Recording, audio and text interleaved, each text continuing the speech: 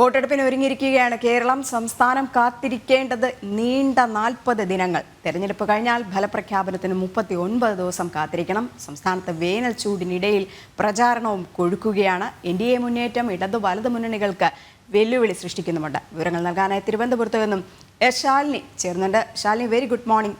എന്തായാലും ഇനിയുള്ള ദിവസങ്ങളൊക്കെ തന്നെ നിങ്ങളടക്കമുള്ള റിപ്പോർട്ടർമാർക്ക് ഈ തെരഞ്ഞെടുപ്പിൻ്റെ ആവേശം തന്നെയായിരിക്കാം. തിരുവനന്തപുരത്തെ സംബന്ധിച്ചിടത്തോളം അതിപ്രാധാന്യം നിറഞ്ഞ ഒരു മണ്ഡലമാണ് തിരുവനന്തപുരം എന്നല്ല, മറ്റെല്ലാ മണ്ഡലങ്ങളും അതുപോലെ തന്നെയാണ്.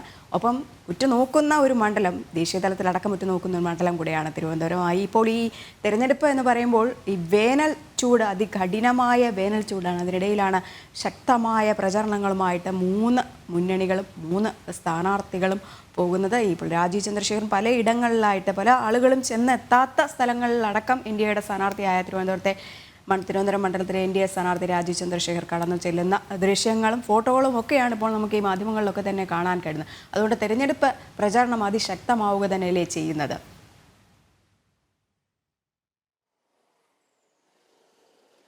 Rajani, very good morning. നമസ്തേ. രജനി സൂചിപ്പിച്ചതുപോലെ തന്നെയാണ് വേനൽ ചൂട് 40 ഡിഗ്രി സെൽഷ്യസിലേക്ക് എത്തുമ്പോൾ പ്രചാരണ ചൂട് അതിന് മുകളിലേക്ക് പോകുന്ന ഒരു സാഹചര്യമാണ് നമ്മളിപ്പോൾ കണ്ടുകൊണ്ടിരിക്കുന്നത്. പ്രത്യേകിച്ച് രജനി സൂചിപ്പിച്ചതുപോലെ തന്നെയാണ് 2 മണ്ഡലങ്ങൾ, പ്രത്യേകിച്ച് ആറ്റിങ്ങൽ, തിരുവനന്തപുരം മണ്ഡലങ്ങൾ ദേശീയ ശ്രദ്ധ കൂടി ആകർഷിക്കുന്നുണ്ട്. കാരണം 2 കേന്ദ്രമന്ത്രിമാരാണ് ഈ 2 മണ്ഡലങ്ങളിലും മത്സരിക്കുന്നത് എന്നുള്ളതാണ് ഏറ്റവും ശ്രദ്ധേയമായിട്ടുള്ള കാര്യം. തിരുവനന്തപുരം ലോക്സഭാ മണ്ഡലത്തിൽ NDA സ്ഥാനാർത്ഥിയായി കേന്ദ്രമന്ത്രി രാജീവ് ചന്ദ്രശേഖറും, ആറ്റിങ്ങൽ മണ്ഡലത്തിൽ ലോക്സഭാ മണ്ഡലത്തിൽ കേന്ദ്രമന്ത്രി V മുരളീധരനും മത്സരിക്കുകയാണ്.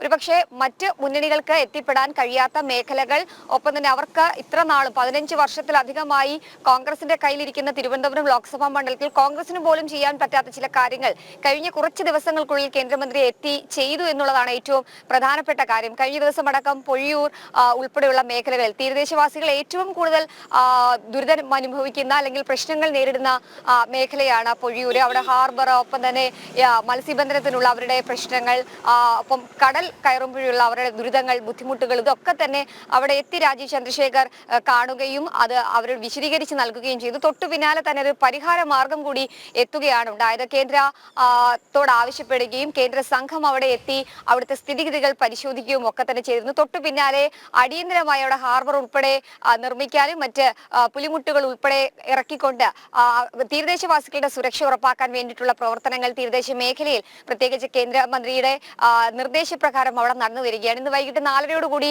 രാജീവ് ചന്ദ്രശേഖർ വീണ്ടും പൊഴിയൂർ മേഖല സന്ദർശിക്കാനായി പോകുന്നുണ്ട്. വോട്ടർമാർക്ക് നൽകിയ ഉറപ്പ് അത് പാലിക്കപ്പെടുന്നു തെരഞ്ഞെടുപ്പിന് മുൻപ് തന്നെ എന്നുള്ളതാണ് ഏറ്റവും ശ്രദ്ധേയമായ കാര്യം. അത് മാത്രമല്ല, കഴിഞ്ഞ ദിവസങ്ങളൊക്കെ നമ്മൾ കണ്ടതാണ് തിരുവനന്തപുരം സെക്രട്ടേറിയറ്റിന് സമീപത്ത് CPO റാങ്ക് ഹോൾഡേഴ്സ് തുടരുന്ന സമരം. അത് ദിവസങ്ങൾ പിന്നിട്ടു. ശയനപ്രദക്ഷിണം, മൊട്ടയടിക്കൽ, ഒരു യുവാവ് മരണത്തിന് കീഴടങ്ങുന്ന സാഹചര്യം. അത്തരത്തിൽ വിവാദമായ സാഹചര്യത്തിൽ മുഖ്യമന്ത്രി ഈ വിഷയത്തിൽ ഇടപെടാനോ അല്ലെങ്കിൽ ഇവിടുത്തെ മന്ത്രിമാർ ആ വേദിയിലേക്ക് എത്താനോ അവർക്ക് വേണ്ട സഹായം എന്താണ്, അല്ലെങ്കിൽ എന്ത് ചെയ്താൽ അവർക്ക് നീതി ലഭിക്കും എന്നൊരു ആവശ്യം ഒരു ആളും അങ്ങോട്ടേക്ക് എത്തുന്ന സാഹചര്യം ഉണ്ടായിരുന്നില്ല. പക്ഷേ അവരെയും ചേർത്ത് നിർത്തുന്ന ഒരു സമീപനം, പ്രത്യേകിച്ച് യുവാക്കളെ ചേർത്ത് നിർത്തുന്ന ഒരു സമീപനം ഇന്നലെ രാജീവ് ചന്ദ്രശേഖരന്റെ ഭാഗത്തു നിന്നുണ്ടാകുന്നു. അവർക്കൊപ്പം രാവിലെ പ്രഭാത ഭക്ഷണം കഴിച്ച് അവരുടെ ആവശ്യങ്ങൾ കേട്ട് അതിന് പരിഹാരം ഉറപ്പാക്കും എന്നുള്ള ഉറപ്പ് അദ്ദേഹം നൽകുകയും ചെയ്തിട്ടുണ്ട്. അതായത് ഇനി എല്ലാ കാര്യങ്ങളും ശരിയാകും എന്നുള്ള ഒരു ഉറപ്പ് തിരുവനന്തപുരം ജനതയ്ക്ക് നൽകുന്നുണ്ട്. തിരുവനന്തപുരത്തിന്റെ പ്രത്യേകിച്ച് ടെക്നോളജി വൈസ് നന്നാവാനായാലും അത്തരത്തിലുള്ള കാര്യങ്ങൾക്ക് പ്രാധാന്യം നൽകിക്കൊണ്ട് തന്നെയാണ് കേന്ദ്രമന്ത്രി രാജീവ് ചന്ദ്രശേഖരന്റെ പ്രചാരണം തുടരുന്നത്. ഒപ്പം തന്നെ ഒരു ശക്തമായ ത്രികോണ മത്സരം തന്നെയാണ് തിരുവനന്തപുരം ലോക്സഭാ മണ്ഡലത്തിൽ നമ്മൾ പ്രതീക്ഷിക്കുന്നത്. പ്രത്യേകിച്ച് രാജീവ് ചന്ദ്രശേഖർ കൂടി എത്തിയപ്പോഴത്തേക്ക് അതിന്റെ ആ ഒരു ചൂട് കുറച്ചും കൂടി എന്ന് തന്നെ പറയേണ്ടിയിരിക്കുന്നു. CPM-ന്റെ സ്ഥാനാർത്ഥിയായി അല്ലെങ്കിൽ ഇടതുപക്ഷത്തിന്റെ സ്ഥാനാർത്ഥിയായി CPI-യുടെ പന്നിയൻ രവീന്ദ്രൻ മത്സരിക്കുന്നു. ഒപ്പം തന്നെ കോൺഗ്രസിന്റെ സ്ഥാനാർത്ഥിയായി നിലവിലെ സിറ്റിംഗ് MP കൂടിയായിട്ടുള്ള ഡോക്ടർ ശശി തരൂരുണ്ട്. അത്തരത്തിലൊരു ത്രികോണമായ ശക്തമായ പോരാട്ടം ഇവിടെ നടക്കുന്നു. ഒപ്പം തന്നെ ജനങ്ങളുടെ മനസ്സറിഞ്ഞ് അവർക്ക് എന്താണ് വേണ്ടത്, അല്ലെങ്കിൽ എന്താണ് തിരുവനന്തപുരത്തിന്റെ നിലവിലെ സാഹചര്യം എന്ന് മനസ്സറിഞ്ഞ് ഓരോ മേഖലയിലെയും വോട്ടർമാരുടെ പൾസ് അറിഞ്ഞുള്ള പ്രചരണമാണ് ഇപ്പോൾ രാജീവ് ചന്ദ്രശേഖരന്റെ ഭാഗത്തു നിന്ന് നടക്കുന്നത്. ഇന്ന് നെയ്യാറ്റിൻകര നിയോജക മണ്ഡലം ഒക്കെ തന്നെ കേന്ദ്രീകരിച്ചാണ് രാവിലത്തെ അദ്ദേഹത്തിന്റെ പ്രവർത്തനങ്ങൾ. കാര്യങ്ങൾ, പിന്നീട് ചില പേഴ്സണൽ മീറ്റിങ്ങുകളുണ്ട്. അതിനുശേഷം വൈകിട്ട് പൊഴിയൂർ അദ്ദേഹം സന്ദർശിക്കുന്നുണ്ട്. കഴിഞ്ഞ ദിവസങ്ങളൊക്കെ തന്നെ നമ്മൾ കണ്ടതാണ്, ഒരു മണ്ഡലത്തിൽ ഒതുങ്ങി നിന്ന് അല്ലെങ്കിൽ ഒരു നിയോജക മണ്ഡലത്തിലോ അല്ലെങ്കിൽ ഒരു മേഖല മാത്രം കേന്ദ്രീകരിച്ച് നിന്ന് പ്രവർത്തിക്കാതെ മുഴുവൻ തിരുവനന്തപുരം ലോക്സഭാ മണ്ഡലത്തിന്റെ മുക്കും മൂലയിലും അദ്ദേഹം എത്തുന്നുണ്ട് എന്നുള്ളതാണ് പ്രധാനപ്പെട്ട കാര്യം. അത് മാത്രമല്ല ശാലിനി, വികസനം പറഞ്ഞുകൊണ്ടാണ് രാജീവ് ചന്ദ്രശേഖർ ഓരോ വോട്ടും ഓരോ ജനങ്ങളെയും നേരിട്ട് കാണുന്നത്. അങ്ങനെ വികസനത്തിന് വേണ്ടി വോട്ട് പിടിക്കുന്നതിനിടയിൽ LDFും UDFും നടത്തുന്നത് ഈ BJPയെ കുത്തിപ്പറയുന്ന രീതിയിലുള്ള കാര്യങ്ങളാണ്. അപ്പോഴേക്കും കഴിഞ്ഞ ദിവസം ശശി തരൂർ ഒരു വാർത്താ സമ്മേളനം നടത്തി പറഞ്ഞിട്ടുണ്ട്, ആരാണ് രാജീവ് ചന്ദ്രശേഖർ എന്ന്. ഇങ്ങനെ പറഞ്ഞ് കൊട്ടിഘോഷിക്കേണ്ട ആവശ്യമില്ല, അത് കാണിച്ചു കൊടുക്കുകയാണ് രാജീവ് ചന്ദ്രശേഖർ ചെയ്യുന്നത്. ഇത്രയും വർഷം ഇവർ ചെയ്യാതിരുന്നതും അതുതന്നെയല്ലേ?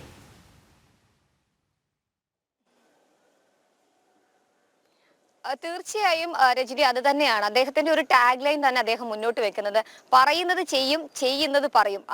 അതാണ് രാജീവ് ചന്ദ്രശേഖരനെ സംബന്ധിച്ചിടത്തോളം അദ്ദേഹത്തിന്റെ ഒരു ടാഗ് ലൈൻ. അത് തന്നെയാണ് കഴിഞ്ഞ ദിവസങ്ങളടക്കം നമ്മൾ കണ്ടത്. പ്രത്യേകിച്ച് ഞാൻ ആദ്യം സൂചിപ്പിച്ചതുപോലെ തന്നെ പൊഴിയൂർ എന്ന് പറയുന്ന മേഖല തീരദേശവാസികൾ അത്രയധികം ദുരിതം അനുഭവിക്കുന്ന ഒരു മേഖലയാണ്.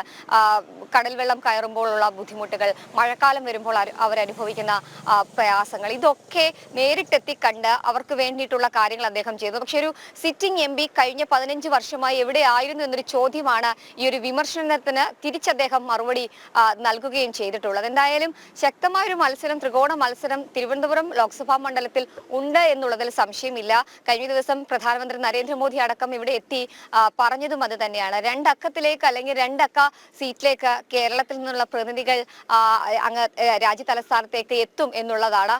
അതിന്റെ ഒരു ചൂട് അല്ലെങ്കിൽ അതിന്റെ ഒരു ആവേശം പകരുന്ന പ്രചാരണം തന്നെയാണ് തിരുവനന്തപുരത്തെ രണ്ട് ലോക്സഭാ മണ്ഡലം, പ്രത്യേകിച്ച് തിരുവനന്തപുരം, ആറ്റിങ്ങൽ ഉൾപ്പെടെയുള്ള ലോക്സഭാ മണ്ഡലങ്ങളിൽ നമുക്ക് കാണാൻ സാധിക്കുന്നത്. ആ ഒരു ആത്മവിശ്വാസം, പ്രധാനമന്ത്രി എത്തിയതിന്റെ ആത്മവിശ്വാസം കൂടി ഈ NDA ക്യാമ്പുകൾക്ക് വർദ്ധിച്ചിട്ടുണ്ട്. പ്രവർത്തകർക്ക് ആവേശം പകർന്നിട്ടുണ്ട്. ഒരുപക്ഷെ തീയതി കൂടി പ്രഖ്യാപിച്ചു. ഏപ്രിൽ 26 തീയതിയാണ് കേരളം വിധി എഴുതാൻ പോകുന്നത്, അല്ലെങ്കിൽ വോട്ടെടുപ്പിലേക്ക് നീങ്ങാൻ പോകുന്നത്. ഇനി വളരെ ചുരുക്കം ദിവസങ്ങളേ ഉള്ളൂ. ഒരുപക്ഷെ 40 ദിവസങ്ങൾ എന്നുള്ളത് വളരെ പെട്ടെന്ന് പോവുകയും ചെയ്യും. ആ 40 ദിവസത്തിനുള്ളിൽ പ്രചരണ ചൂട് കൊഴുക്കുകയാണ് ഓരോ ആളുകളെയും, പ്രത്യേകിച്ച് സാംസ്കാരിക, സാമൂഹിക, മത സാമുദായിക സംഘടനകളുമായിട്ടുള്ള ചർച്ചകൾ, അവരെ കാണൽ, അവരുടെ അരികിലേക്ക് എത്തൽ, ഒപ്പം തന്നെ ഈ പള്ളികളും ഒക്കെ തന്നെ കേന്ദ്രീകരിച്ചുള്ള പ്രചാരണം, അത്തരത്തിൽ മുഴുവൻ സമയം ഒരു വിശ്രമമില്ലാതെ പ്രചാരണ ചൂടിലാണ് എല്ലാ സ്ഥാനാർത്ഥികളും എന്നുള്ളതാണ് ഏറ്റവും ശ്രദ്ധേയമായിട്ടുള്ള കാര്യം. ഏതായാലും 400 കടക്കും ഇത്തവണ കേന്ദ്രത്തിന്റെ ഭരണം അല്ലെങ്കിൽ പ്രധാനമന്ത്രി ഭരിക്കുന്ന അടുത്ത സർക്കാർ എന്നുള്ള ഒരു കാര്യമാണ് കഴിഞ്ഞ ദിവസവും പ്രധാനമന്ത്രി പത്തനംതിട്ടയിൽ എത്തി പറഞ്ഞത്. എന്തായാലും അതിലാക്കം കൂട്ടുന്ന പ്രവർത്തനങ്ങൾ തന്നെയാണ് തലസ്ഥാന ജില്ലയിലും ഇപ്പോൾ നടന്നുകൊണ്ടിരിക്കുന്നത്. എന്തായാലും പ്രവർത്തകർ വളരെ ഉണർന്നു കഴിഞ്ഞു. ചുവരെഴുത്തും ഒപ്പം തന്നെ പ്രചാരണവും റോഡ് ഷോവും ഒക്കെയായി സജീവമായി മുന്നണികൾ 3 പേരും സജീവമായിട്ട് മുന്നോട്ട് പോവുകയാണ്. ഒപ്പം തന്നെ വേനൽ ചൂടിനിടയിലും കടുത്ത പോരാട്ട ചൂടാണ് തിരുവനന്തപുരം, ആറ്റിങ്ങൽ ലോക്സഭാ മണ്ഡലത്തിൽ നമുക്ക് കാണാൻ സാധിക്കുന്നത്. തീർച്ചയായിട്ടും ലോക്സഭാ തെരഞ്ഞെടുപ്പ് ചിത്രം തെളിഞ്ഞതോടുകൂടി തന്നെ തിരുവനന്തപുരം മണ്ഡലവും പ്രചാരണത്തിന് കൊഴുപ്പയുക തന്നെയാണ്. രാജീവ് ചന്ദ്രശേഖർ NDA സ്ഥാനാർത്ഥി രാജീവ് ചന്ദ്രശേഖറിന്റെ പ്രചാരണം അതിശക്തമായിട്ട് തന്നെ മുന്നേറുന്ന കാഴ്ചകളാണ് കാണാൻ കഴിയുന്നത്.